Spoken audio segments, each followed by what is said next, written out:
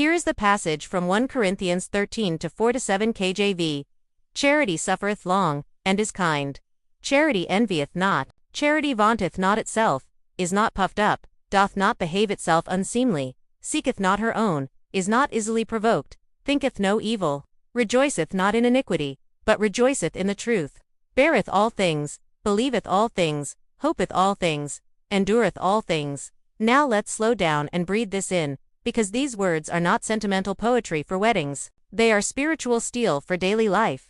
The word charity here means more than casual kindness. It speaks of agape love, God-shaped love, not feelings that come and go, but a steady, sacrificial posture of the heart. This kind of love is not powered by mood, personality, or convenience. It is powered by the Spirit. Charity suffers long, and is kind. Long-suffering means patience stretched over time, not 5 minutes of self-control. Not biting your tongue once, it means absorbing irritation without exploding. In today's world of instant reactions, texts fired off in anger, comments posted without thinking, relationships discarded at the first difficulty, this kind of patience is radical. It means giving people room to grow. It means not canceling someone because they are imperfect. And notice, it doesn't just endure. It is kind. Patience without kindness can become cold tolerance. But biblical love stays gentle even when tested. Charity envieth not. Envy is everywhere now. Social media feeds it daily. Someone else's vacation, someone else's relationship, someone else's ministry, platform, income, or body. Envy quietly whispers, "Why not me?" But love celebrates others without comparing. It claps when someone else wins. It trusts that God's plan is not a competition bracket. Charity vaunteth not itself, is not puffed up. It does not brag. It does not inflate itself. In a culture obsessed with branding and self-promotion, love is content to serve without applause. It does not need to announce every good deed. It does not constantly steer conversations back to itself. Love is secure enough to stay humble. Doth not behave itself unseemly. Love carries itself with dignity. It does not act in ways that dishonor God or embarrass others. That includes how we speak, how we post online, how we treat service workers, how we respond when we disagree. Love does not weaponize sarcasm or hide cruelty behind humor. Seeketh not her own. This one goes deep. Love is not self-centered. It does not ask, "What do I get out of this?" It asks, "How can I bless?" In marriage, that means serving instead of scorekeeping. In friendship, it means listening instead of dominating. In church, it means building others up instead of competing for recognition. In a world constantly telling you to put yourself first, biblical love says, "I will lay myself down," is not easily provoked. Some of us, if we are honest, have short fuses. Love lengthens the fuse. It does not react to every perceived slight. It chooses peace over pride. That doesn't mean ignoring injustice, but it does mean not living in a constant state of irritation.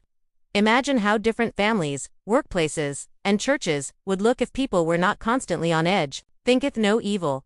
This means love does not keep a mental record of wrongs. It does not rehearse past offenses like a playlist on repeat. It does not assume the worst about someone's motives. Today, suspicion runs high. We quickly assign bad intent. But love gives the benefit of the doubt when possible. It refuses to build a case against someone in the courtroom of the mind. Rejoiceth not in iniquity, but rejoiceth in the truth. Love does not celebrate sin, even when culture applauds it. It does not cheer when someone falls. It does not delight in gossip. It rejoices in what is true, righteous, and pure. That means love sometimes speaks hard truth but with tenderness, not arrogance. Real love does not redefine good and evil to stay comfortable. It aligns with God's standard. Beareth all things. Love covers, protects, and supports. It does not broadcast another's weakness. It carries burdens. It shows up when things are heavy.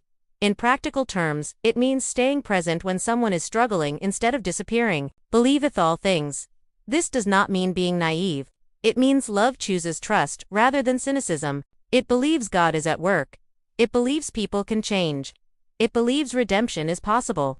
In an age dripping with sarcasm and skepticism, hopeful trust stands out like light in darkness. Hopeth all things. Love refuses to give up too soon. It holds on to hope in prayer. It hopes for restoration in broken relationships. It hopes for spiritual growth in stubborn hearts. It hopes because God is still in the business of transformation. Endureth all things. This is staying power. Love does not quit when it is inconvenient. It remains faithful. It remains committed. It weathers storms in a disposable culture, disposable products, disposable commitments, disposable relationships. This endurance is profoundly countercultural. When you read this list, it can feel overwhelming. Who lives like this perfectly? The honest answer is, not us, on our own. This passage ultimately points us to Christ. Jesus embodied every line. He was patient with slow-learning disciples. He was kind to outcasts. He did not seek his own will but the Father's. He endured the cross. The love described here is not first a demand placed on you. It is a description of him living through you. So the question for today is not, do I feel loving? The question is, am I yielding to the Spirit so that this kind of love can shape my responses? When you are tempted to react sharply, remember is not easily provoked. When comparison creeps in, remember envieth not. When pride swells, remember is not puffed up. When giving up feels easier, remember endureth all things. This passage calls us higher than culture, deeper than emotion, and stronger than impulse. It invites us into a love that reflects God Himself. And here's the beautiful part. When this love is lived out consistently, it transforms homes, friendships, churches, and even enemies. It is not flashy, it is not loud, but it is powerful. Love like this will not trend.